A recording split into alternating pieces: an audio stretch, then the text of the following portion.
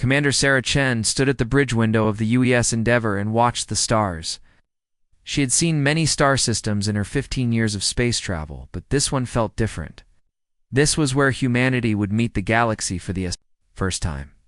The Endeavour was not a warship. It looked like a simple research vessel with basic shields and scanning equipment. Sarah liked it that way. When you met new people, it was better to look friendly than scary. 3 months ago, Earth had received a message from something called the Galactic Cooperative. The message was simple but amazing. There were thousands of intelligent species in the galaxy, and they all worked together in peace. They had been watching Earth for years and wanted to meet humans. Sarah still remembered the day the message arrived. The whole planet had stopped to listen. After centuries of wondering if humans were alone, they finally had an answer. They were not alone, and their new neighbors seemed friendly. The aliens had been very careful about first contact. They sent detailed information about human biology and Earth's environment. They called Earth a Class 12 death world and seemed amazed that intelligent life had developed there at all. Most planets where life existed were gentle places with mild weather and few dangers. Earth was different. Earth had deadly storms, dangerous animals, poisonous plants, and extreme temperatures. The aliens could not understand how humans had survived, let alone built a civilization. But they were fascinated by something else about humans. Most species from dangerous worlds became aggressive and violent. Humans were different. Yes, they were tough and could survive almost anything, but they were also kind and caring. The aliens had never seen anything like it. Sarah's second officer, Lieutenant Kim Park, walked up to her. "Commander, we're getting close to Harmony Point. The aliens are already there waiting for us." Sarah nodded. Harmony Point was a space station built specifically for meetings between different species. It had special areas with different atmospheres and gravity levels. The aliens had built it just for this meeting. "Any word from the Welcome Committee?" Sarah asked. "Yes, ma'am. We're going to meet representatives from 12 different species. They're all very excited to meet us." Sarah smiled. The aliens had been studying human culture for months through Earth's radio and television signals. They were particularly confused by human entertainment. They could not understand why humans enjoyed sad movies or why they cried when fictional characters died. The bridge door opened and Dr. James Wright walked in. He was Earth's top xenobiologist in the mission's science. "Officer, Sarah, you need to see this," he said, holding a tablet. "What is it, James? The aliens just sent us more information about themselves? Look at this." He showed her pictures of the different species they would meet. The first species looked like tall, thin trees with multiple arms. Second looked like floating jellyfish with glowing parts. Third was covered in soft fur and had 6 legs. They were all completely different from humans. "They're beautiful," Sarah said. "How do they communicate?" "Most of them use sound like we do, but some use colors or chemical signals. The station has translation computers that can handle everything." Sarah studied the images. "James, look at their planets."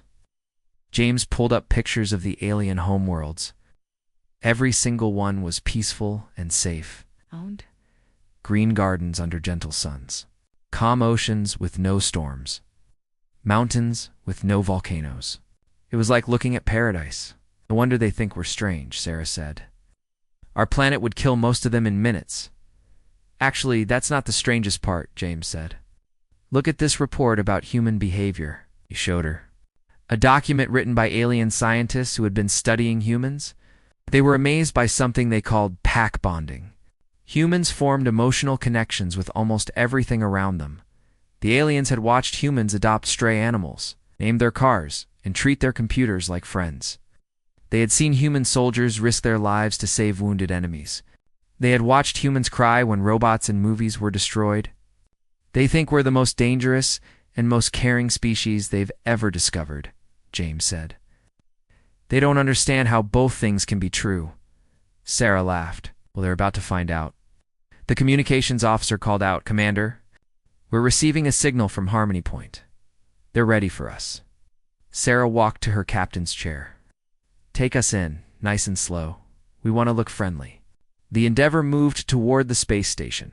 was enormous, with sections designed for dozens of different species. Sarah could see other ships docked there, all of them strange and beautiful. "Commander," the communications officer said, "we're receiving welcome messages in 17 different languages. The translation computer is working on them." Sarah felt a mix of excitement and nervousness. This was the moment humanity had dreamed about for centuries. First contact with intelligent alien life. Everything had to go perfectly. "Open a channel," she ordered. "This is Commander Sarah Chen of the United Earth ship Endeavor. We are honored to meet you and grateful for your welcome. We come in peace and friendship." The response came quickly. Multiple alien voices speaking through the translation system. "Welcome, humans of Earth. We are excited to meet the gentle giants of the Death World. Your species brings hope to the galaxy." Gentle giants. Sarah liked that. As the Endeavor docked with Harmony Point, Sarah thought about how carefully Earth had planned this mission. They'd chosen their most peaceful ship and their most diplomatic crew. They wanted to make a good first impression. What the aliens did not know was that Earth had many other ships. Ships that were faster, stronger, and designed for war. But those ships stayed hidden near Earth. This meeting was about peace and friendship, not about showing strength. Sarah checked her uniform one last time and prepared to make history.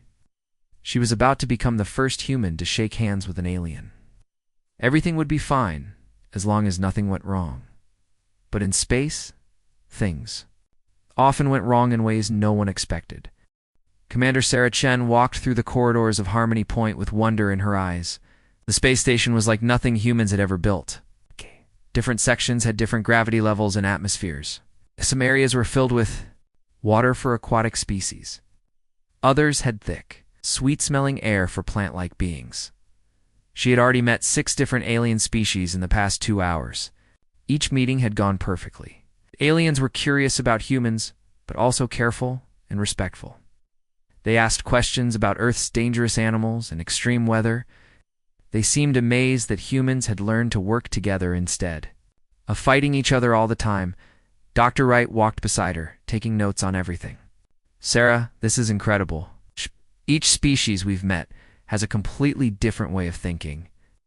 The Villani communicate through color changes. The Thrix use mathematical equations in their language, but they all understand cooperation and peace."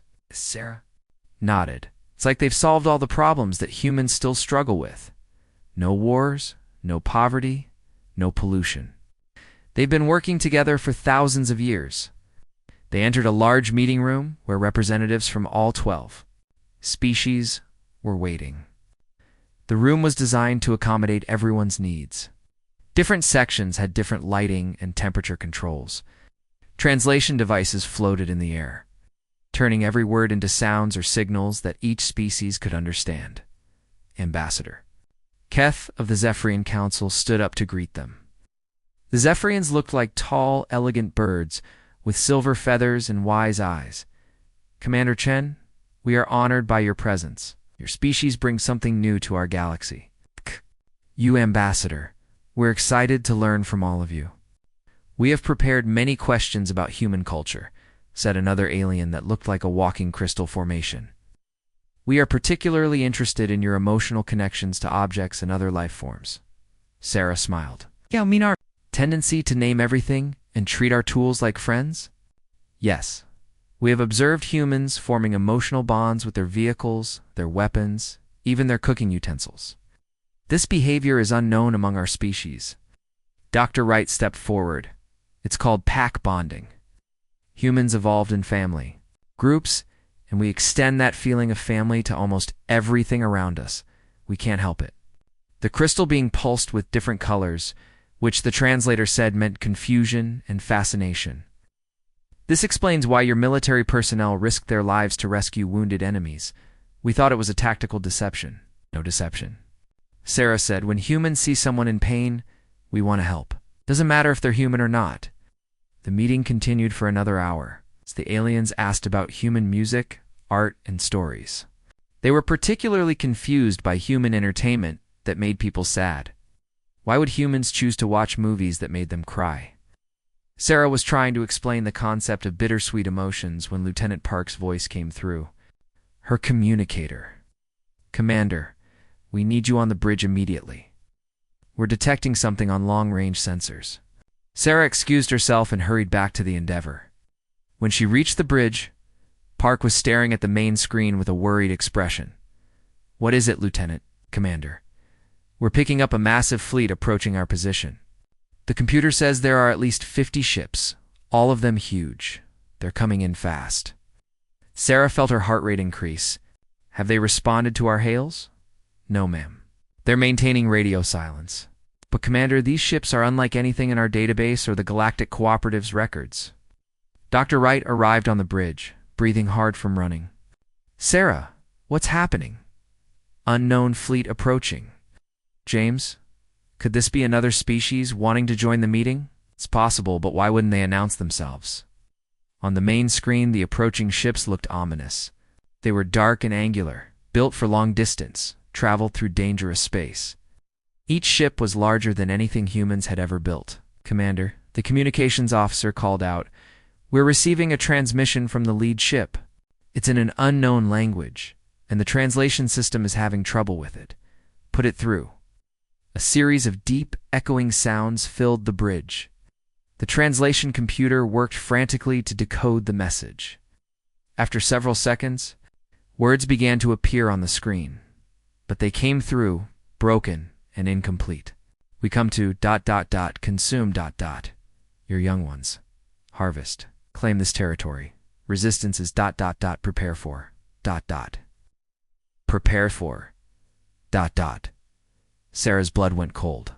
That can't be right. Run the translation again. The computer tried multiple times, but the message kept coming through with the same terrifying words. Consume, harvest. Resistance is futile. Commander, Lieutenant Park said urgently, the alien ships on the station are starting to panic. They're receiving the same transmission. Through the window, Sarah could see alien ships beginning to leave their docking bays. Some were moving, slowly and carefully, but others were fleeing at maximum speed. This doesn't make sense, Dr. Wright said. The Galactic Cooperative has had peace for thousands of years.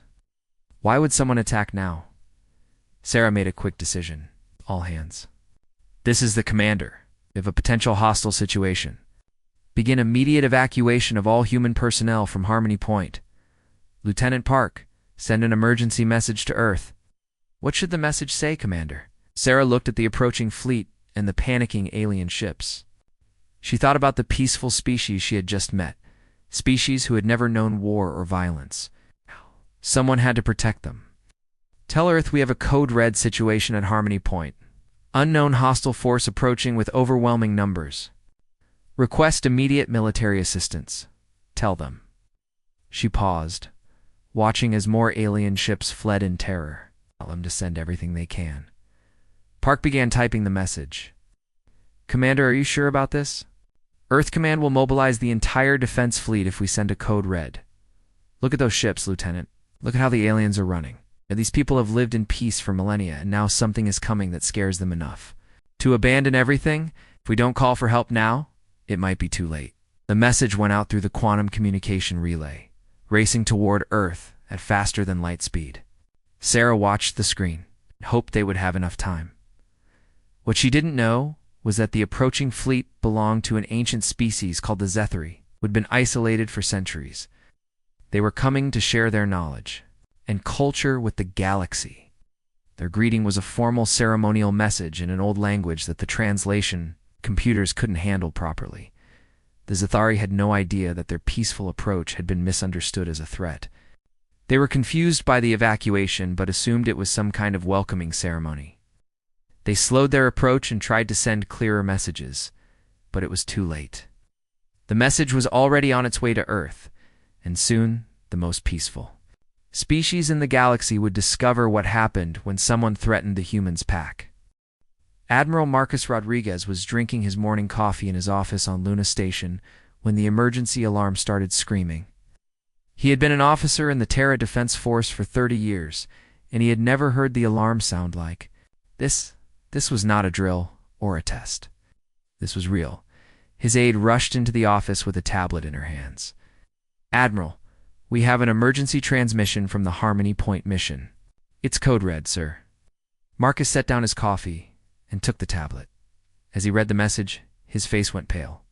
The transmission was broken and filled with static from passing through a damaged relay station. What he read made his blood run cold. Harmony Point destroyed. Massive invasion force. Sarah's dead. They're coming for Earth. Deploy everything. Marcus dropped the tablet and ran to the command center. Sarah Chen had been his student at the academy 15 years ago. She was the best diplomat Earth had ever produced. If Sarah Chen was calling for military action, then something terrible was happening. "Emergency meeting? All department heads, now," shouted as he entered the command center. "This is not a drill. We are at war." Within minutes, the top officers of Earth's military were gathered around the main display. Marcus read them the message, and the room fell silent. "Sir," said Captain Williams from the Strategic Planning Division, "if Commander Chen says deploy everything, she means everything. She's not the type to panic." "I know," Marcus replied. "May Sarah trained under me. She would rather die than start. A war over nothing. She's asking for military response, then we're facing something that could destroy humanity." Marcus activated the emergency protocols that had been in place for decades but never used. All across the solar system, lights began flashing and alarms began ringing. On Earth, the President received a call that woke her from sleep. "Madam President, we have a code red military emergency. Admiral Rodriguez is requesting permission to deploy the full Terra Defense Force." "Permission granted. Give the Admiral whatever he needs." Marcus stood before the main strategic display and began giving orders. "Activate Operation Homecoming. All military vessels are to report to their assigned battle groups immediately. Reserve personnel are to report for duty.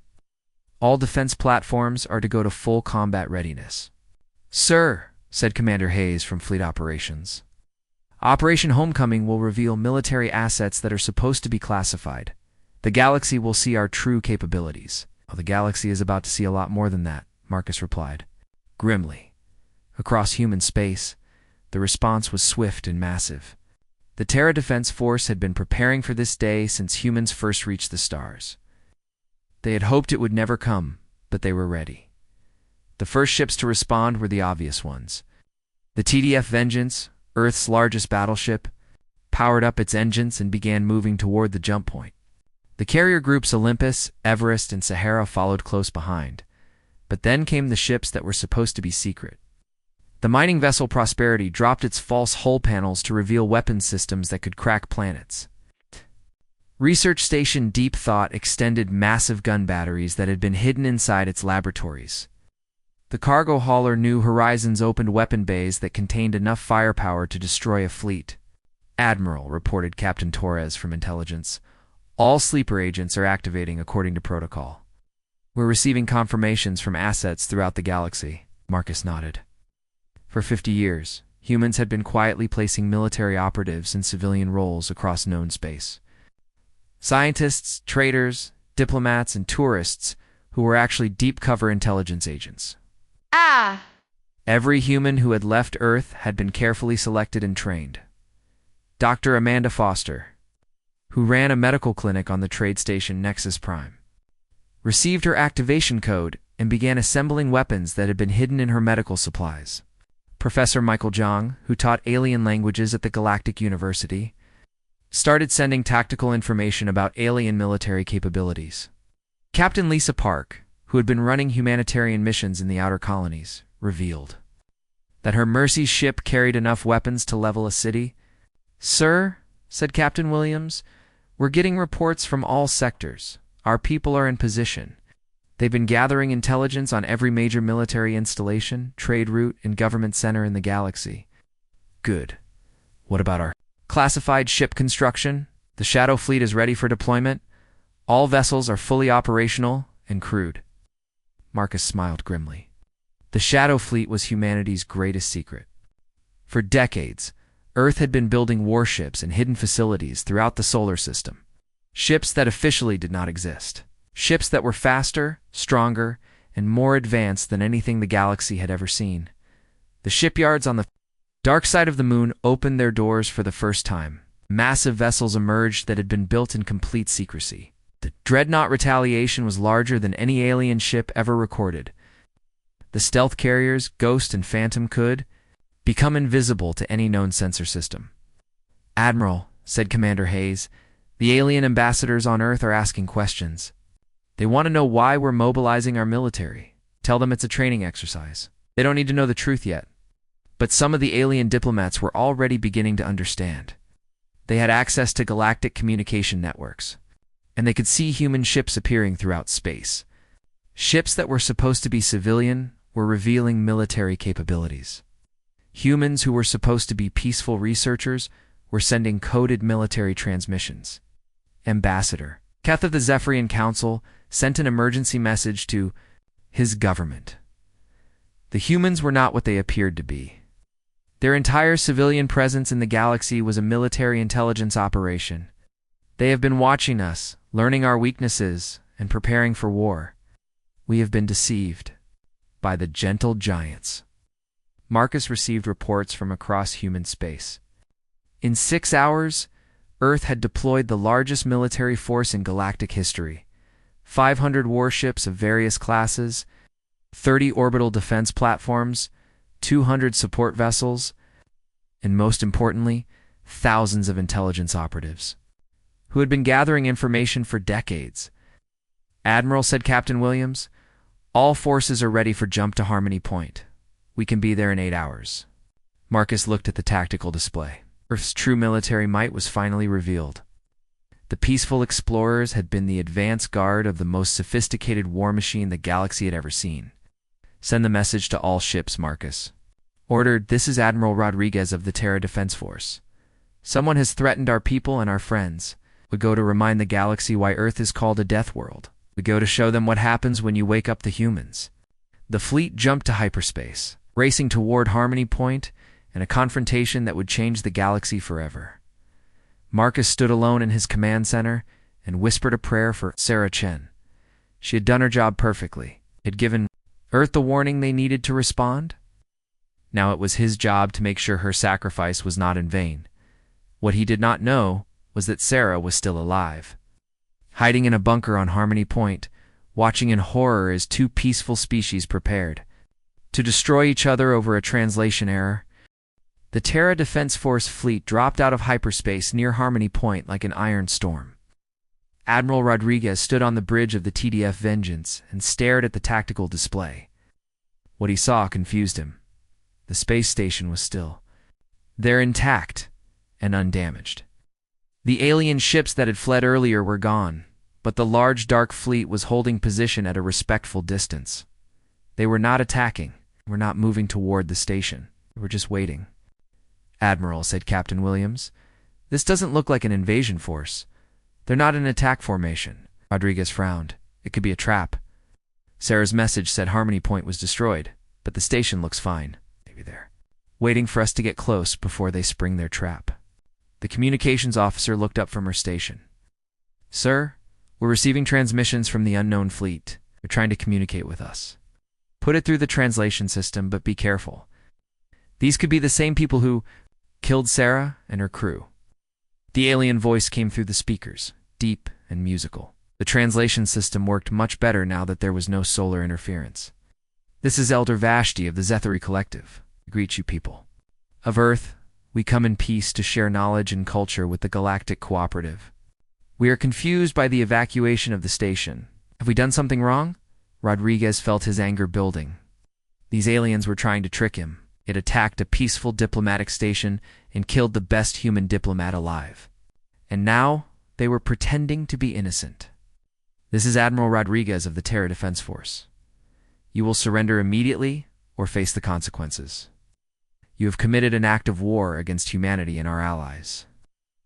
Before the alien responded, "Admiral Rodriguez, we do not understand. We have committed no acts of war. We are explorers and teachers, not warriors. We have come to meet with your species and share our knowledge of the galaxy." "Don't lie to me," Rodriguez snapped. "We received the distress call from Commander Chen before you destroyed her ship. We know what you did. Elder Vashti's voice sounded genuinely confused.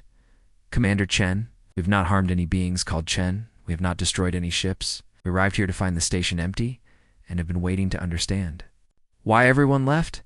Rodriguez studied the tactical display. His fleet of 500 ships surrounded the alien fleet completely.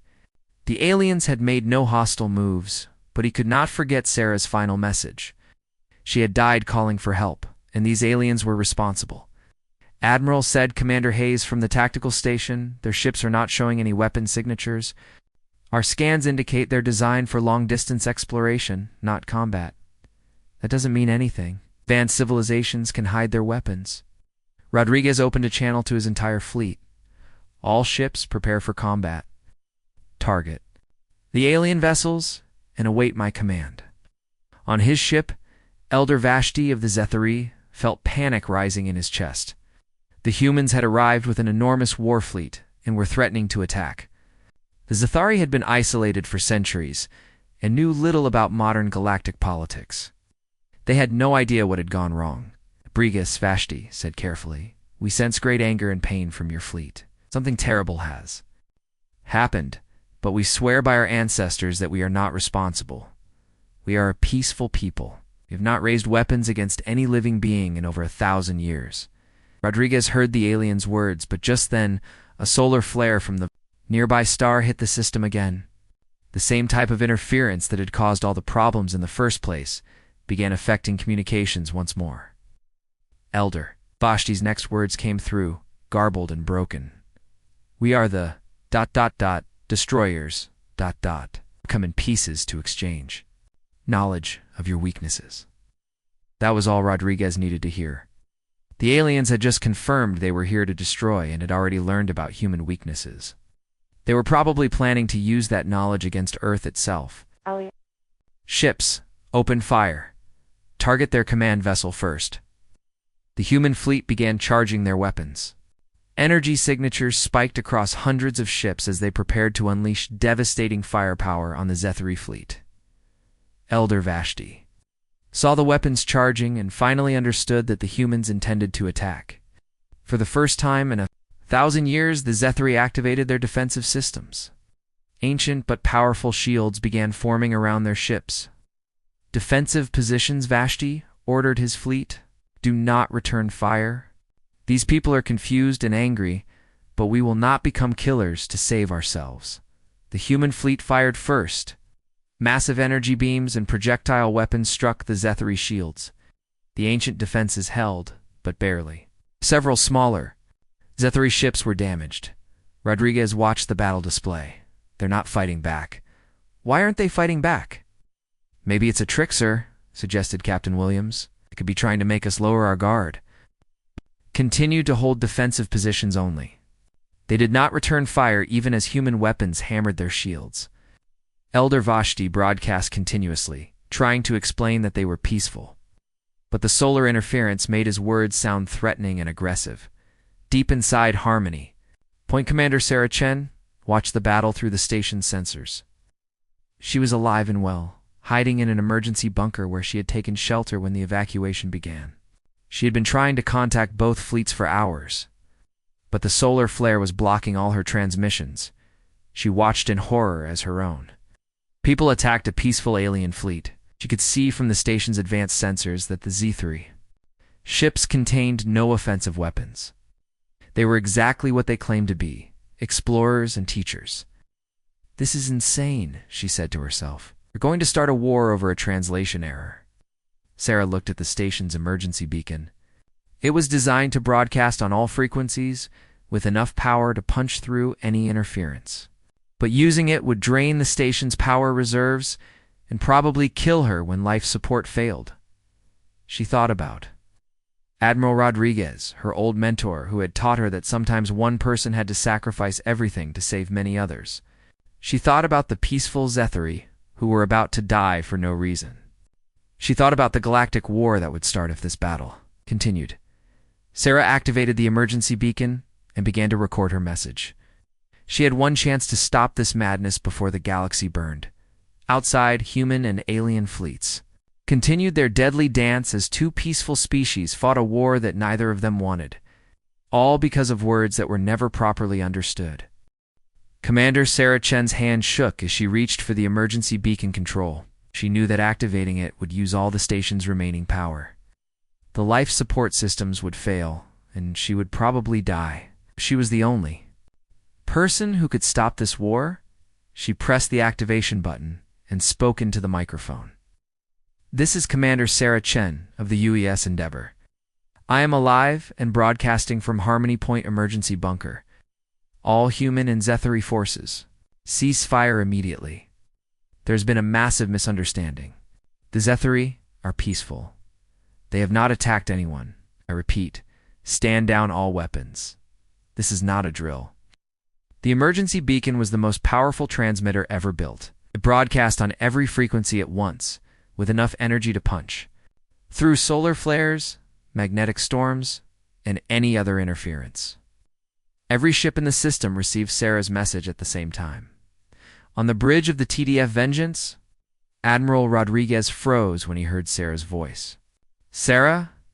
Sarah? Is that really you?" "Admiral Rodriguez. Yes, it's me. I'm alive and unharmed. The Zethari never attacked us." Their greeting message was mistranslated by the computers. "They came here for peaceful cultural exchange, just like us." Rodriguez felt the world spinning around him. "But the message we received said you were dead, and Harmony Point was destroyed. That message was sent during the evacuation panic, when we thought we were under attack. It must have been corrupted by the damaged relay station. Admiral, these people are innocent. They've been trying to explain themselves, but the solar interference has been scrambling their words." Elder Vashti of the Zethari heard Sarah's broadcast and immediately understood what had happened. "Admiral Rodriguez, Commander Chen, speaks the truth. Our greeting ceremony was performed in the ancient tongue. Your translation systems could not understand our formal language. We meant no threat to anyone." Rodriguez looked at his tactical display. The human fleet had the Zethari completely surrounded. The ships had been firing on peaceful explorers who had never fought back. The weight of what he had almost done hit him like a physical blow. "All ships, cease fire immediately," he ordered. "Stand down weapons in defensive positions. Do not fire unless directly attacked." The human fleet stopped firing. Zethari shields slowly lowered as they realized the attack was over. Both fleets hung in space, weapons powered down but still wary of each other. Sarah's voice came through. The beacon again, weaker now, as the station's power began to fail. "Admiral, the Zethari have been isolated for centuries. They don't understand modern galactic politics or technology. They came here to share knowledge and learn about the other species. They're scholars and teachers, not warriors." Dr. Wright's voice joined the conversation from his rescue shuttle. "Sarah, we're coming to get you." "Hold on. The emergency beacon is draining life support," Sarah replied. "I don't have much time left. You need to understand something. The Zethari saw our entire military response.